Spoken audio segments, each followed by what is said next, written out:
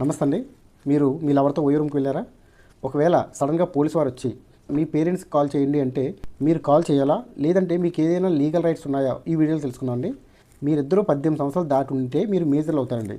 మీకు భారత రాజ్యాంగం ఆర్టికల్ 21 అనేది ప్రొటెక్షన్ ఇస్తుంది. ఈ ఆర్టికల్ 21 అనేది రైట్ టు ప్రైవసీ అండి.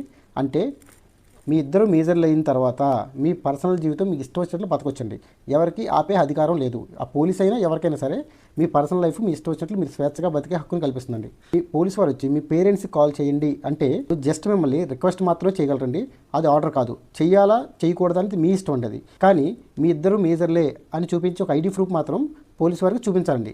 పోలీసులు అక్కడి నుంచి వెళ్ళిపోకుండా మిమ్మల్ని భయపెట్టినా, మిమ్మల్ని ఇల్లీగల్గా పోలీస్ స్టేషన్కి తీసుకువెళ్ళినా, వాళ్ళ పవర్ మిస్యూజ్ చేసినా వాళ్ళ మీద మీరు బిఎన్ఎస్ సెక్షన్ 126, 127, 351, ఐపీసీ సెక్షన్ 166 కింద కేసు నమోదు చేయొచ్చండి.